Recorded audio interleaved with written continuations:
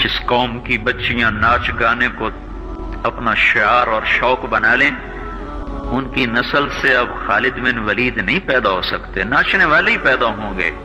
محمد بن قاسم نہیں پیدا ہو سکتے، طارق بن زیاد نہیں پیدا ہو سکتے۔ مجھے صلاح الدین یاد آیا، میں بہت رویا۔ وہ بھی کسی ماں کا جنا ہی ہوا تھا۔ اس کے زمانے میں کرک، ایک ہمارے پاکستان میں کرک ہے، ایک اردن میں کرک ہے، اونچی پہاڑی پر وہ شہر ہے، بڑا دشوار قلعہ ہے۔ اس پر ایک حکمران تھا عیسائی، اس کا نام تھا ریجنالڈ۔ تو کرک کے قریب سے قافلے گزرتے تھے حج کے، تو اس نے ایک دفعہ حاجیوں کے قافلے پہ حملہ کیا اور کہنے لگا بلاؤ اپنے محمد کو تمہاری مدد کرے، اور سارے حاجیوں کو تعطیق کر دیا۔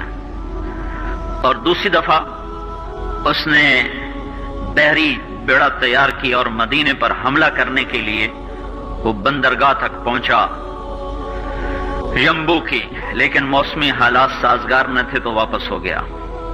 تو حطین کی لڑائی ہوئی ہے فلسطین میں، جس میں سارا یورپ اپنی طاقت کے ساتھ میدان میں اترا تھا، اور اذا تنہا صلاح الدین ایوبی رحمۃ اللہ علیہ اکیلا اس لشکر سے ٹکرایا تھا، اور انہیں اس میں ساری رومن امپائر کو شکست ہوئی تھی، تو بڑے بڑے بادشاہ اس میں گرفتار ہوئے، تو اس میں ریجنالڈ بھی گرفتار ہو کے آیا۔ تو کوئی 12 بادشاہ تھے ریاستوں کے جو سامنے اس کے پیش کیے گئے، تو پیاس کی شدت سے سب کا برا حال تھا، تو صلاح الدین نے سب کو پانی پیش کیا، ریجنالڈ کو نہیں پیش کیا۔ تو یروشلم کا جو بادشاہ تھا ہمفرے، اس نے اپنا پانی بچا کے اس کو دیا۔ تو صلاح الدین نے کہا یہ پانی تو دے رہا ہے، میں نہیں دے رہا ہوں۔ اسلام میں یہ ہے جب کسی کو پانی پلا دو تو اس پہ تم ہاتھ نہیں اٹھا سکتے، یہ امن کی نشانی ہے۔ تو صلاح الدین نے فوراً اسے کہا یہ پانی تو نے دیا، میں نے نہیں دیا۔ تو پھر انہوں نے ریجنالڈ کو اسلام کی دعوت دی کہ تو مسلمان ہو جا، میں تجھے دعوت دیتا ہوں۔ اس نے انکار کر دیا، میں نہیں ہوتا۔ تو انہوں نے کہا میں نے تیرے قتل کی 2 دفعہ قسم کھائی تھی۔ ایک جب تو مدینے پہ حملہ آور ہوا تھا تو میں نے قسم کھائی تھی میں تجھے اپنے ہاتھوں سے قتل کروں گا، اور دوسری دفعہ جب تم نے حاجیوں پہ حملہ کر کے کہا تھا بلاؤ محمد کو، تو میں نے قسم کھائی تھی کہ مجھے اللہ نے موقع دیا تو میں اپنے ہاتھ سے تیری گردن اڑاؤں گا۔ آج محمد کا ادنا غلام تیری اس بات پر یہ فریضہ ادا کرنے کے لیے آ رہا ہے، اور اپنی تلوار سے اس کی گردن اڑائی، وہ پیچھے لٹک گئی، پوری نہیں اڑی، پیچھے لٹک گئی، خوفناک منظر بن گیا۔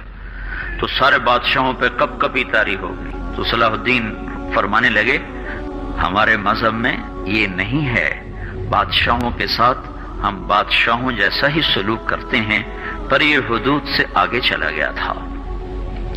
اب مجھے یہ قصہ بھولا ہوا تھا، مجھے انہی حادثوں میں، انہی ہنگاموں میں وہ یاد آیا، تو بعد تنہائیوں میں بیٹھ کے بے بسی کے آنسو بہ جاتے ہیں، اور اس کے سوا کوئی چارہ نہیں ہے۔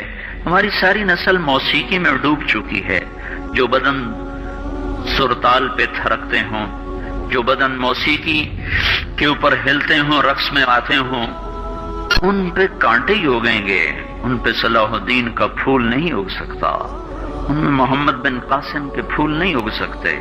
بانجھ ہو گئی ہے ہماری نسل، اور یہ یورپ کا سحر ہے جو چل گیا ہے، ہماری بے بسی ہے، ہماری بے بسی ہے۔ میں تو بس منت ہی کروں گا اپنے آپ کو پہچانو، اپنی ہستی حیثیت کو پہچانو، اپنی نسبت بدلو۔ تمہاری نسبت یورپ کے ساتھ ہو کے اگر موت آئی بے قیمت ہو جائیں گے، اگر مدینے والے کی نسبت مل گئی تو حضرت فاطمہ کے دائیں بائیں تمہیں بھی کھڑا کر دیا جائے گا، حضرت خدیجہ کے دائیں بائیں تمہیں بھی کھڑا کر دیا جائے گا۔ یہ چند دن ہیں، صبر کر لو، گھٹ گھٹ کے مر جانا ہی بیٹیوں کی روایت ہے۔ مشرق کی بیٹی اس نے گھٹ گھٹ کے مرنا ہی سیکھا ہے۔ ہاں، یہ آزادی، یہ آوارگی، یہ مغرب کی عورت کا خاصہ ہے۔ اور 18ویں صدی تک مغرب میں بھی کوئی عورت ایسے ننگی نہ تھی، اور گھر